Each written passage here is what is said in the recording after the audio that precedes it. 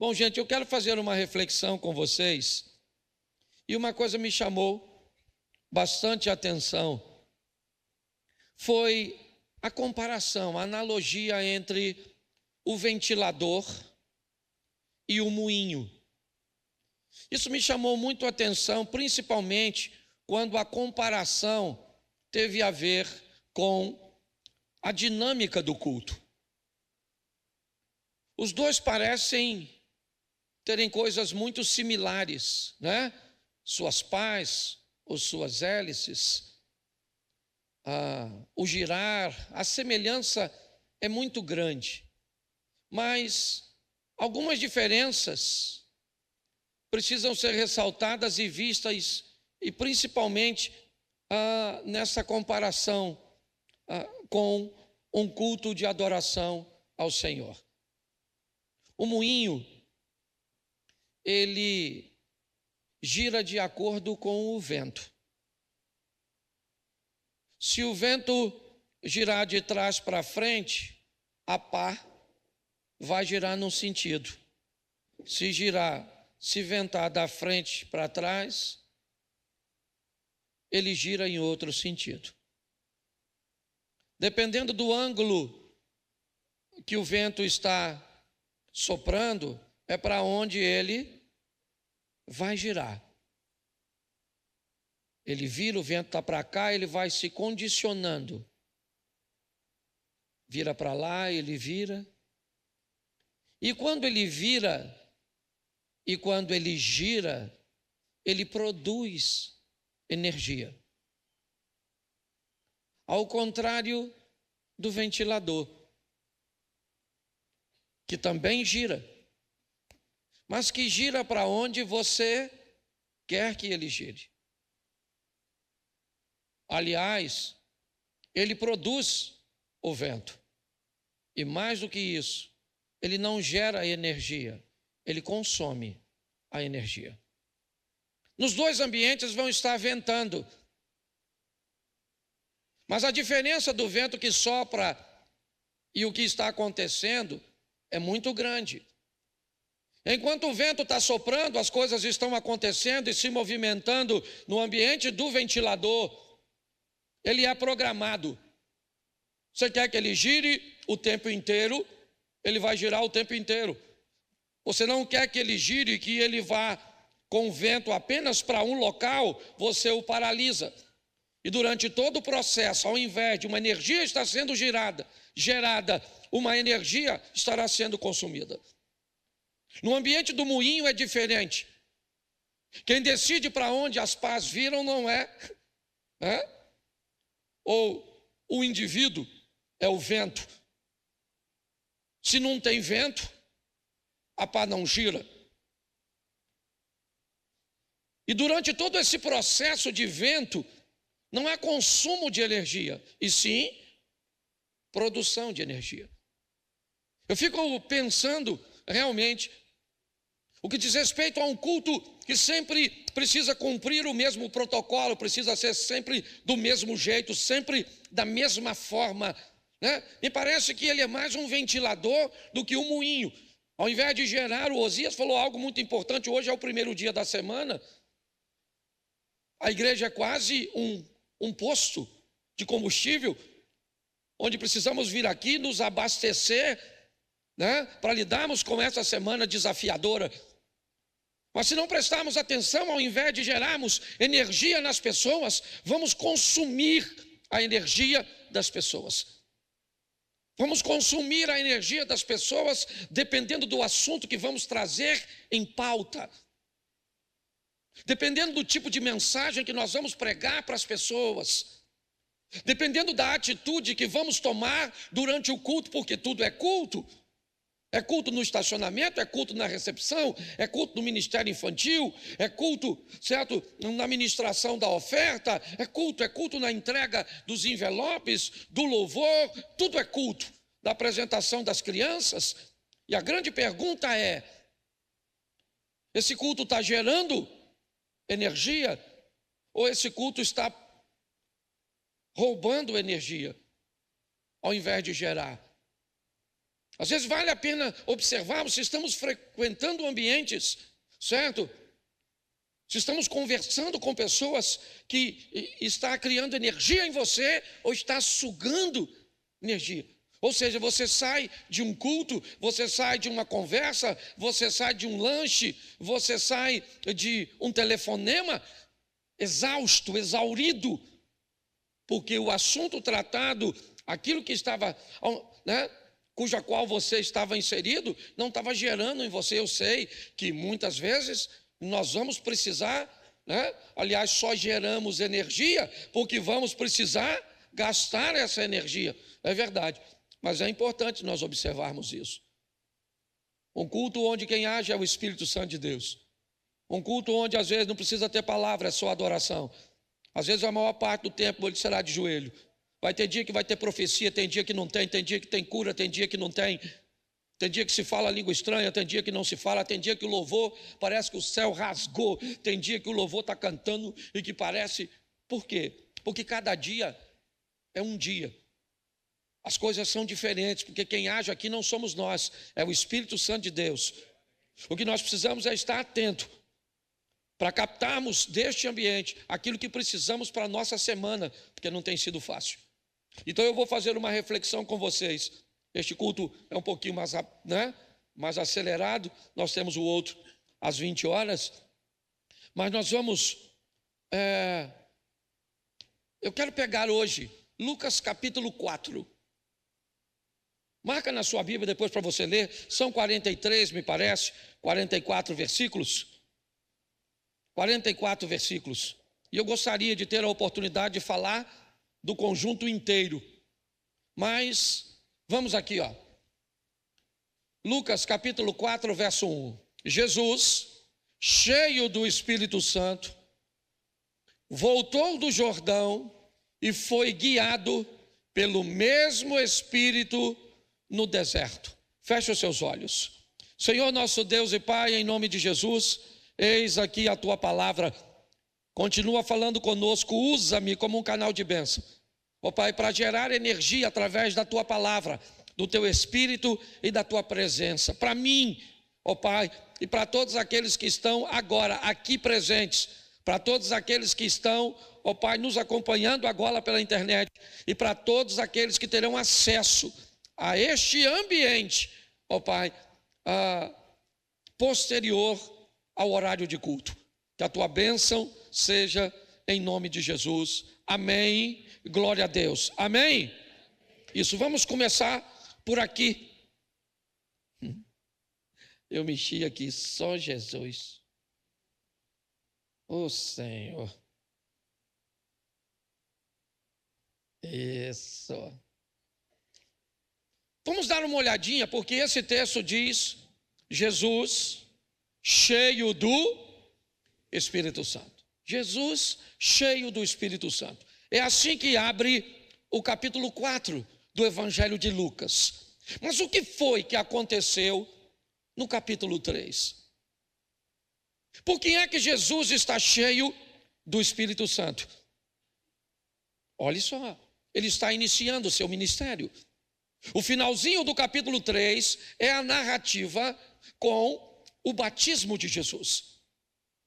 Ele vai ser batizado no Jordão por João Batista. E no momento do batismo, o Espírito Santo desce sobre ele. Ele ouve uma voz que lhe oferece a identidade. Deus vai dizer a Jesus, como humano, quem ele é. Você é meu filho amado. Você é meu filho. A mensagem é essa. Você é meu filho quando? Sempre.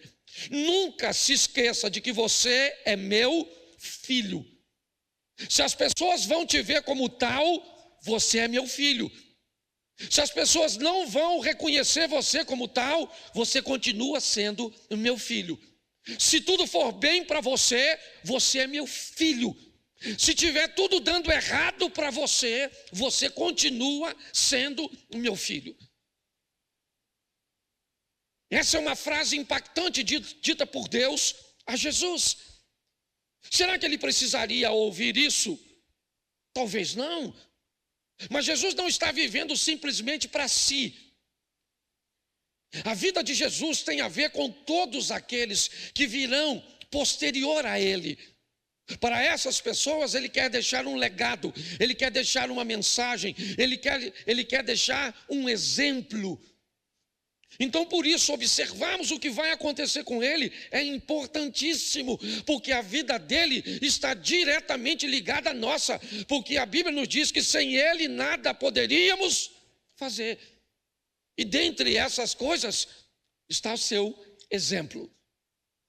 No capítulo 3, ele é cheio do Espírito. E por que ele vai ser cheio do Espírito Santo? Pelo que vai acontecer com ele no capítulo 4. O verso 1 que está na tela diz: e Jesus, cheio do Espírito Santo, voltou do Jordão e foi guiado, certo? Pelo mesmo Espírito no deserto. Antes de ir para o deserto, Jesus é cheio do Espírito Santo. Porque no deserto, quem vai fazer diferença na vida dele é o Espírito Santo. Eu queria colocar de uma maneira profética hoje, domingo, primeiro dia da semana, como Lucas 3. O dia onde nós vamos nos encher do Espírito, porque amanhã nós vamos sair para o deserto. E quando formos para o deserto, não vamos sozinhos, vamos cheios do Espírito Santo. Porque no deserto nós vamos enfrentar as dificuldades, as adversidades, os problemas, as crises, as tentações. Mas no deserto, o próprio Jesus, antes de ir, ele se enche. Antes de ir para esse ambiente, né?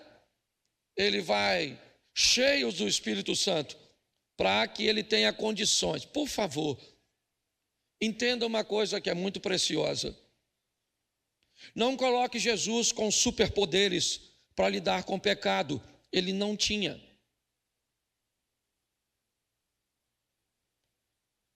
Jesus tinha que ser idêntico a Adão. Porque se Jesus não é idêntico a Adão, não é justo. A Bíblia diz que o pecado entra por um homem e o pecado sai por um homem. Ok? Então, Jesus como homem, como ser humano, ele não se sobrepõe a Adão.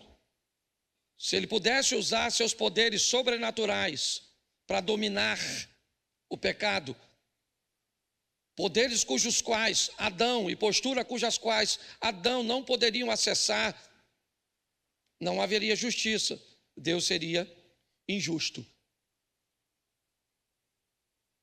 O que nós olhamos aqui é a maneira cuja qual tanto Adão quanto Jesus lidava com aquilo que ele tinha acesso, ok?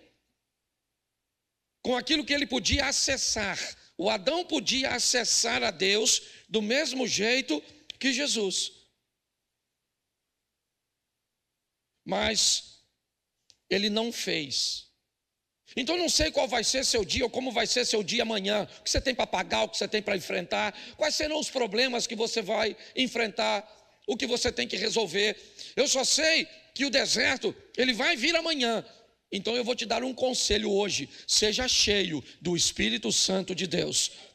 Pastor, eu posso ser? Pode, porque você é filho de Deus. Filho de Deus. É assim que funciona.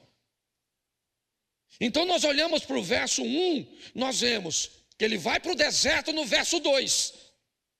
Mas ele só vai vencer no deserto a partir do versículo 2. Por aquilo que ele está levando no versículo 1. Ele vai para lá. Você quer ir para casa e ter vitória? Vai cheio do Espírito Santo. Você quer ver as portas se abrirem? Vai cheio do Espírito Santo. Você quer ver você prosseguir sem ficar decepcionado? Vá cheio do Espírito Santo. Porque se ele for com você, 1000 cairão ao teu lado, 10.000 cairão à sua direita, mas você não será atingido. Mas pastor, tem muita gente caindo. Pois é, mas você precisa decidir a que grupo você vai fazer parte. É assim que funciona. Então começa por aqui, porque a partir do verso 2, coloca aí, eu vou tentar ler o mais rápido possível, certo? Durante 40 dias, sendo tentado pelo diabo, nada comeu naqueles dias, ao fim dos quais teve, verso 2. Aqui nós temos duas coisas preciosas para aprender com o evangelho para gente grande. Primeiro, já ouviu falar que quem jejua não deve contar para os outros que jejuou? Sim ou não? Quando Jesus jejua no deserto, ele está com quem? Com quem? Ele está sozinho, fala assim, sozinho. E ele jejuou, sim ou não? Então, como é que Lucas escreveu? Se Jesus estava sozinho. Foi porque Jesus contou. Fui para lá e jejuei. A Bíblia diz que não é para fazer alarde, não é para criar promoção, você está entendendo? Mas tem gente que vai fazer um jejum, aí vai na casa dos outros na hora do café da manhã. Aí a pessoa, toma um café? Não estou com fome, não, mentira. Muitas vezes você está com fome, então você fala, eu estou num propósito, pronto, acabou. Não anula não, tá certo? Então ele fica sem comer quantos dias? O jejum dele acabou? Sim, certo? Durante 40 dias ele fez o jejum, nada comeu naqueles dias, ao fim dos quais ele teve fome, sim ou não? Sim, ele está com fome, sim ou não? O jejum dele acabou, sim ou não? Sim, então ele pode comer, sim ou não? Isso que eu quero que você entenda. O que Satanás vai oferecer a Jesus é perfeitamente legítimo, é perfeitamente legal. Não há nenhuma restrição. O jejum dele já acabou. E quem encerra um jejum, uma das primeiras coisas que vai fazer é uma refeição. Às vezes ela é bem tranquila pelo período que passou. Mas o que o Satanás vai oferecer a Jesus é legal. É tão legal que é amparado por textos bíblicos. Talvez você jamais imaginaria que Jesus no deserto encontraria textos, certo? Que o embasassem tão bem para fazer determinadas coisas. Não tem comida, não tem, mas se tu és o Filho de Deus, diga a essas pedras que elas se tornem em pães. Isso é um texto do Velho Testamento que Satanás está usando. Isso é um versículo bíblico que o diabo está usando. Que se alguém tiver fé, ele teria autoridade para dizer às pedras a se tornarem pães. Sim ou não? Jesus está com fome? Tem comida lá? Tem pedra lá? Ele tem fé para transformar as pedras em pães? Está tudo certinho. Qual é o grande problema dessa história? Não é o que vai ser feito, é quem é que está mandando. É o propósito. O problema aqui não é o fato é legítimo, ele tem autoridade. Sim, o próprio Deus não tirou a água da rocha? Não mudou o curso de pássaros para atender a demanda alimentícia de um povo que estava no deserto? Não fez sair uma moeda da boca de um peixe para pagar os impostos? É o mesmo Deus. Mas a quem Jesus estaria atendendo se tomasse aquela decisão? Essa é a grande questão. Então, no deserto, agora nós temos mais uma coisa. Jesus está cheio do Espírito Santo, mas não apenas do Espírito Santo. Jesus está cheio das Escrituras Sagradas, para que as Escrituras Sagradas o protejam das Escrituras Sagradas isoladas. Olha só, uma Bíblia que te proteja da própria Bíblia. Então preste atenção, diga assim, eu preciso conhecer a Bíblia para que eu me proteja contra versículos da Bíblia.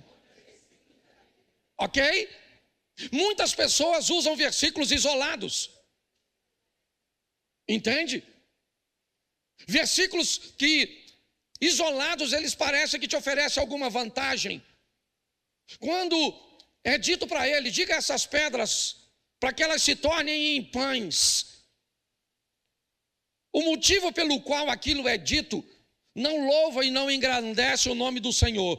Então, ao invés de atender aquilo, Jesus vai rebater aquilo com outro texto bíblico. E qual é? Nem só de pão viverá mas de toda a palavra que procede da boca de... E a história não termina. Não termina. É deserto. Entende? É um ambiente de tentação. Aquele que vai tentar, ele é ardiloso, então ele vai para a próxima fase. Se você estiver em perigo, leva Jesus ao pináculo do templo, lança-te daqui abaixo, porque está escrito, preste atenção o que diz, está escrito que ao Senhor, o Senhor dará ordem aos seus anjos, para que eles te socorram, te protejam, e você não tropece. Olhe bem. Note que é uma guerra de conhecimento, porque no deserto, meu irmão, no momento de tentação, no momento de dificuldade, no momento da pressão, o Espírito Santo e a palavra de Deus é o que vai fazer diferença na sua vida. Entendeu? Se você tiver só a palavra e não tiver o Espírito, se você tiver o Espírito e não tiver a palavra, você pode ter problema. É a união dos dois. Lança-te daqui abaixo, Jesus disse, mas também está escrito. Como quem diz, não vem usar um textinho para mim não, que o que você sabe pouco, eu sei muito. Aliás, a Bíblia diz que ele é o verbo que se tornou carne. Entende? Se você vai amanhã, se você vai para o deserto, sem o Espírito Santo, e sem o conhecimento pleno da palavra de Deus, você pode se tornar um alvo fácil, porque está assim de gente citando texto bíblico na internet, que se você não tiver entendimento dos contextos, você cai no laço dos textos isolados. É assim que funciona. Jesus diz agora para ele, não tentarás ao Senhor teu Deus. Mas ele não desiste, ele continua, e ele vai novamente, agora dizer aqui a todos esses reinos, ou os reinos deste mundo, esse ambiente é narrado em Jericó. Quando você vai a Israel, Jericó é onde está o monte do precipício, o monte da tentação, né? O Jordão está abaixo. Então Jesus é batizado por João, segue, sobe, é isso que está descrevendo. Eu não sei, para te falar a verdade, eu não tive a curiosidade lá em cima, tem até um teleférico, mas eu não quis ir. Eu não sei qual é a perspectiva que se tem de reino. Talvez olhar lá de cima e olhar do outro leste, na Transjordânia, isso, do outro lado, certo? Síria, Arábia Saudita e todos aqueles que estão do outro lado. Olhar para trás e ver o deserto do Negev.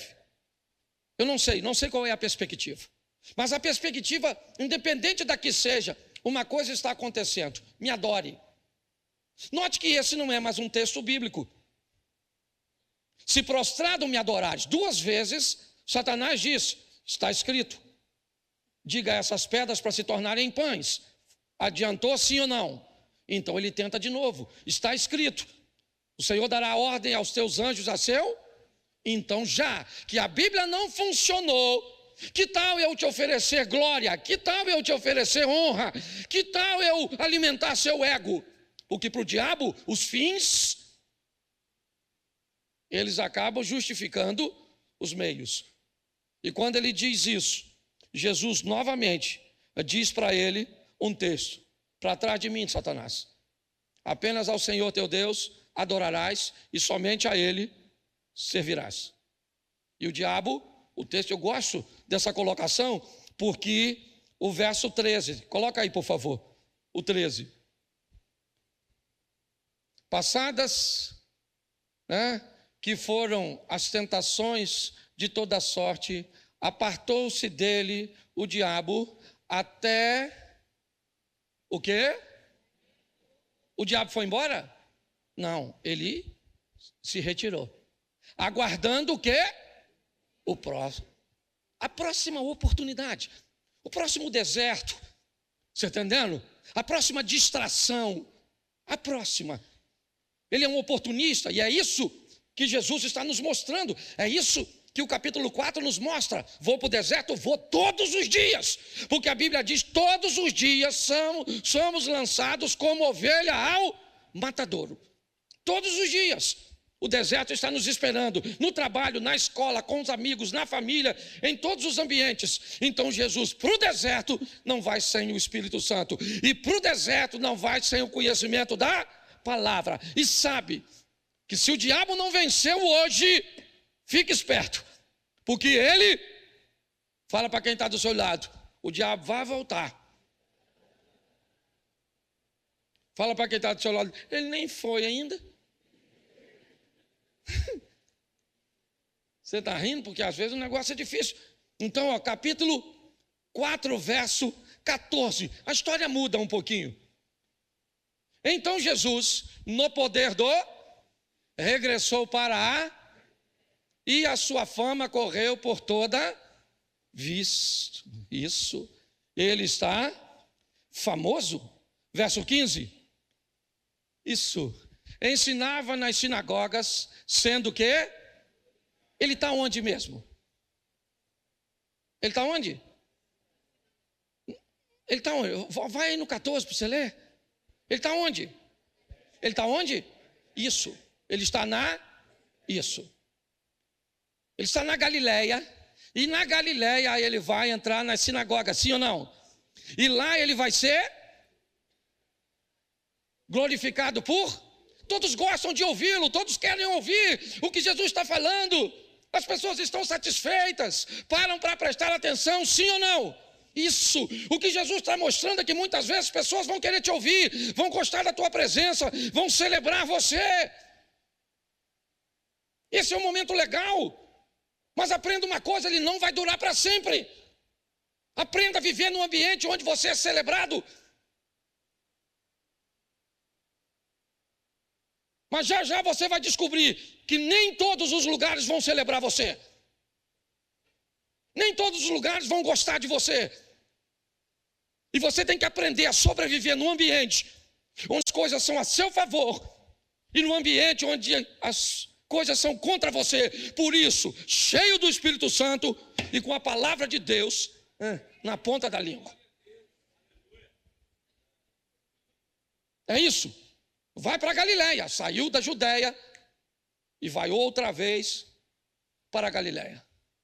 Vai pregar na sinagoga e o povo gosta de escutar ele, sim ou não? Sim ou não?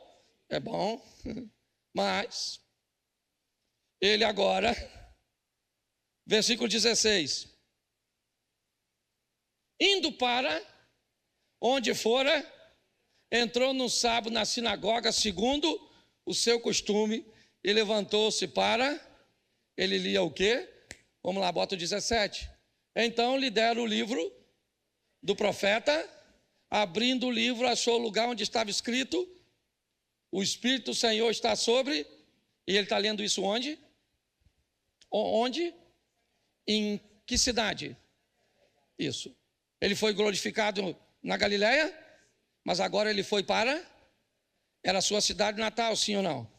Na verdade não era a cidade natal, porque ele nasceu em Belém, mas foi morar ainda novo depois que voltou do Egito.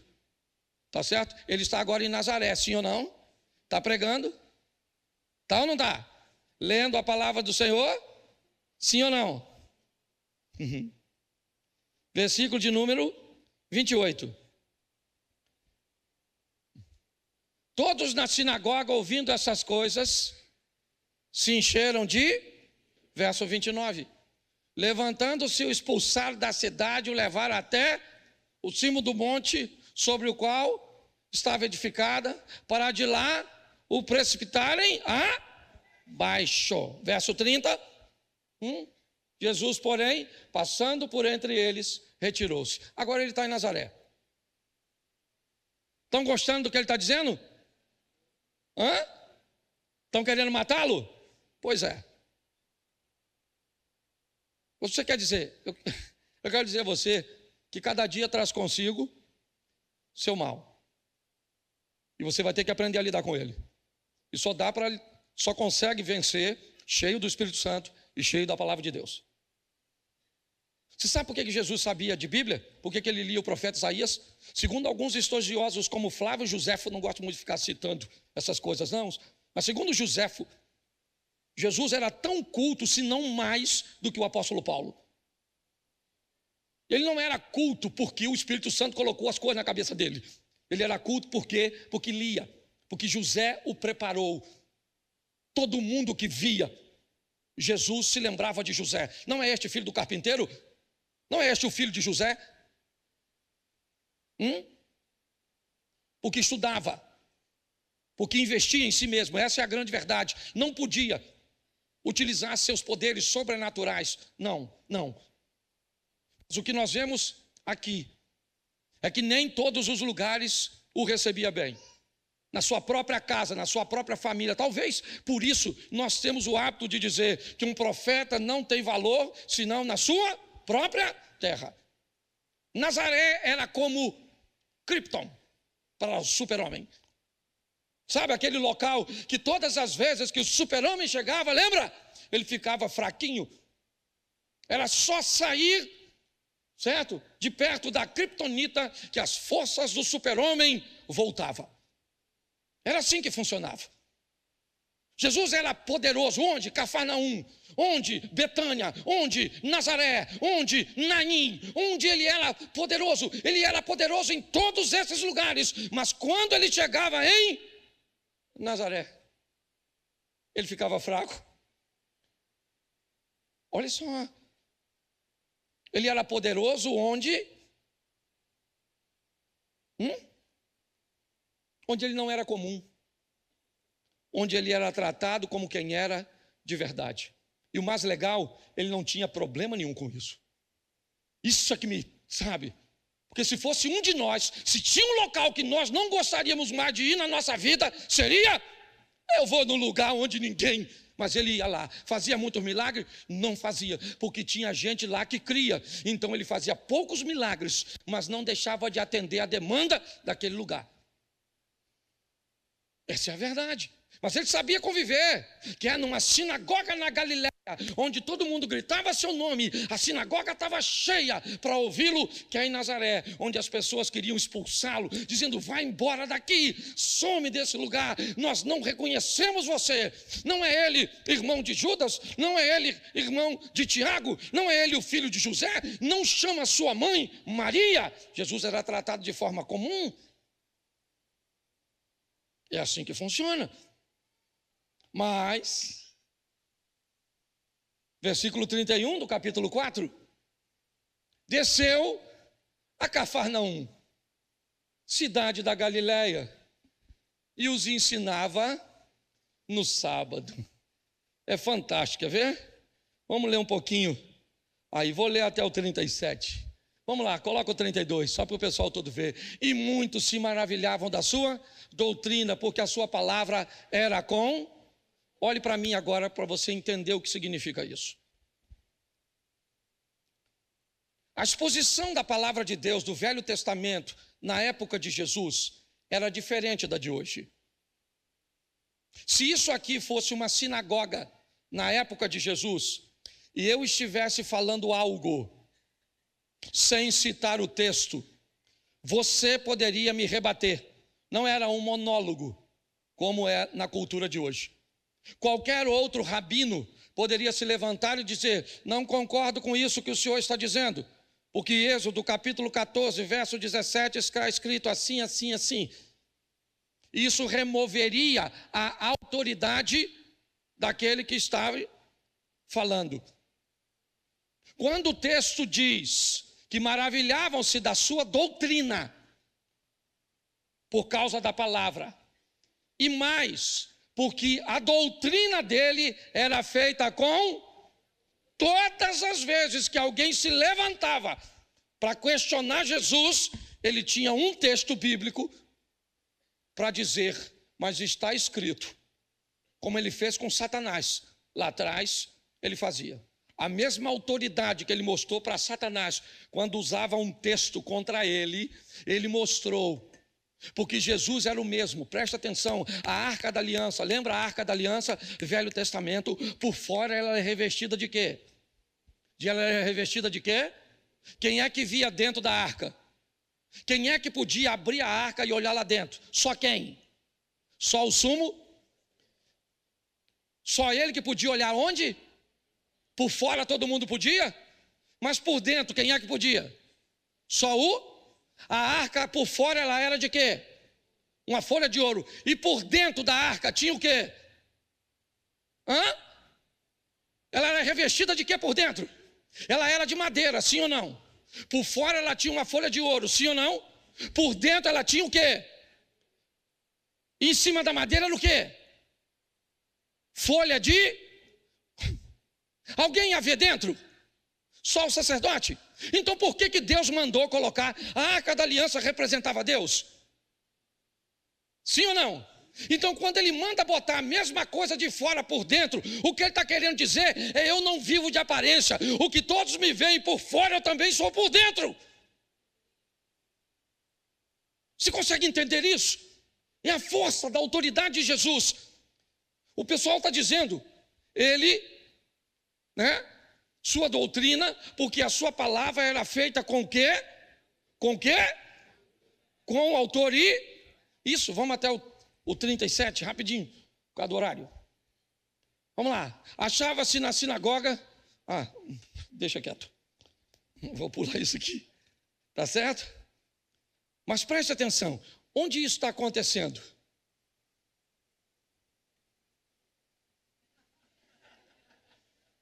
Onde é que está acontecendo? Não, volta. Volta para mim no 31. Eu preciso explicar isso. Onde é? Ele já falou na sinagoga da Galileia, sim ou não? Foi bem recebido, sim ou não? Aí ele foi para Nazaré, foi bem recebido? Aí ele vai para Cafarnaum, ele é bem recebido? Sim, olha só. Por um lugar ele passa, ele é bem recebido. Por outro lugar ele passa e não é bem recebido. E a vida? A vida continua, mano. Você está entendendo?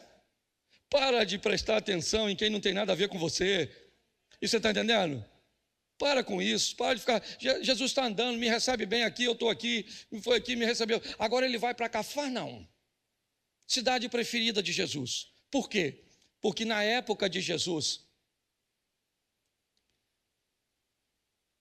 era assim, como São Paulo, capital.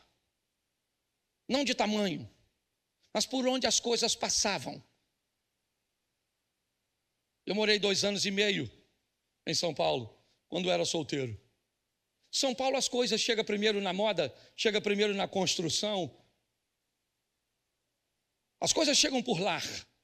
Cafarnaum era assim, uma cidade marítima, tá certo? Mas também de um ambiente terrestre muito bem estruturado, armazéns e uma boa estrutura. Por isso Jesus concentra ali seu ministério, porque por ali passavam as caravanas que vinham da Índia, trazendo suas especiarias para subir para a Europa.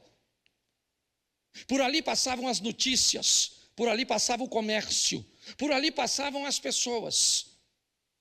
E se Jesus criasse alguma coisa ali, ele estaria colocando ou enviando aquilo para todos os lugares. Então em Cafarnaum, em particular na casa da sogra de Pedro, talvez 30 metros separem a casa da sogra de Pedro da sinagoga de Jairo. Ali ele fez muitos milagres, é verdade, mas mais do que milagres, Jesus estava ali, tratando Cafarnaum como uma cidade muito especial. Mas, a partir do verso de número 38, Deixando a sinagoga, foi para a casa de Simão. Simão ali, Pedro. Ora, a sogra de Simão de Pedro achava-se enferma com febre muito alta. Lê ali para mim, por favor.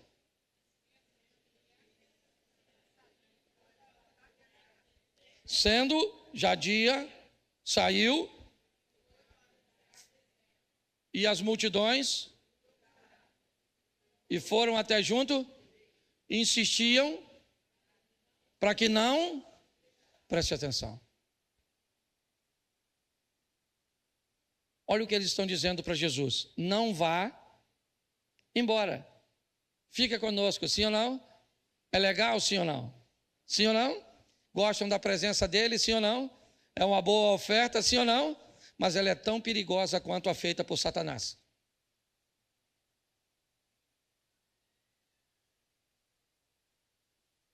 Bota o verso seguinte. Ele, porém, disse o quê? É necessário que anuncie do reino de também, pois para isso é que fui. Quem diria que uma frase tão doce de alguém que diz não vá embora, fique aqui, tem a mesma conotação tão perigosa quanto a de Satanás, ao dizer lança-te daqui abaixo, transforme essas pedras em pães, ou a do discípulo Pedro que diz, não morra, não faça isso. Jesus vai explicar para eles o que eles queriam só para eles.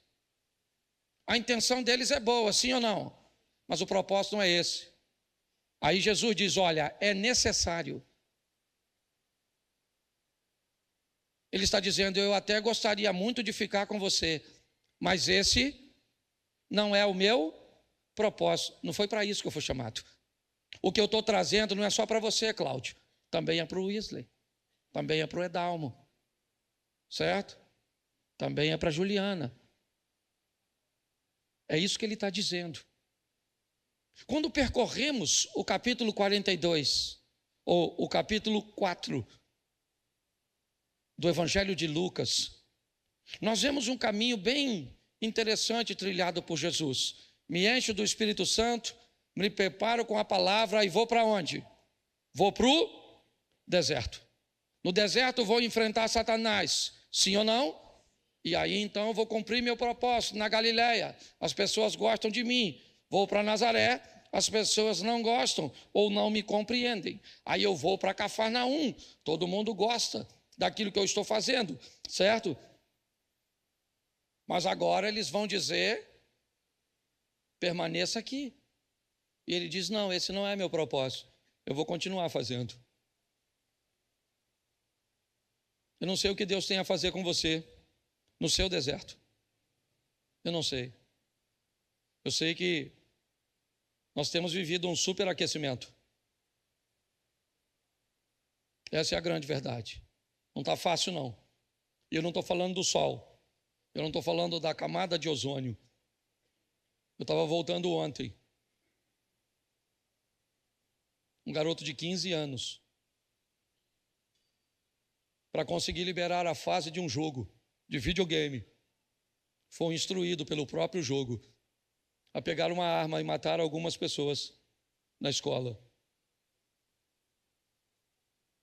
E para ele não fazer isso, ele tentou suicídio com os remédios do pai. Graças a Deus, foi socorrido a tempo. E o rapaz que o socorreu foi o mesmo que me levou ontem do local onde eu estava ao hotel. O deserto tem se intensificado. A cada dia que passa, vivemos mais conflitos. Somos menos compreendidos. Estamos querendo mais atenção. A cada dia que passa, nós queremos menos nos doar. Esse dia eu vi um filho falando algo para o pai. O senhor tem que fazer isso, porque eu não pedi para nascer. E a minha vontade era falar para ele, pergunta ao seu pai se ele queria fazer você quando ele estava fazendo amor com sua mãe. Provavelmente ele só queria um momento de prazer. Mas quando sua mãe descobriu que estava grávida, viu aquilo cujo qual ela não tinha por intenção, como um presente de Deus vindo dos céus. Porque hoje nós vemos pais vendo filhos como presentes e filhos vendo pais como estorvo, como pessoas pesadas, como pessoas ultrapassadas. Essa é a grande verdade. Está ficando quente demais para viver junto com uma mulher, para viver junto com um homem. Está bem desafiador. Está bem quente para ter amigos. Também o deserto. E nós não vamos vencer se não estivermos cheios do Espírito Santo e dentro, mergulhado na palavra de Deus. Se não for assim, qualquer hora você vai dizer: eu vou embora da igreja, quero mais saber de igreja não, quero mais saber de casamento, quero mais saber de amizade, quero mais saber de nada. Eu vou jogar tudo para o alto. Por quê? Porque está quente demais. Esse deserto que eu estou atravessando, pois é, ele não é só seu, ele é nosso. Talvez a região cuja qual você esteja hoje realmente esteja com a temperatura bem mais alta. Mas não vá sozinho, não. Vá com o Espírito Santo. Pastor, eu não gosto de ler a Bíblia porque eu não entendo nada. Esquece isso. Leia. Mesmo que seja 2, 3, 5 versículos de manhã. Se você entende ou não, isso não é muito importante. Seria muito bom que você entendesse. Mas leia. E faça uma oraçãozinha e vá embora. Vá embora para o trabalho, para a escola. Vá embora. Porque lá fora o que tem é calor.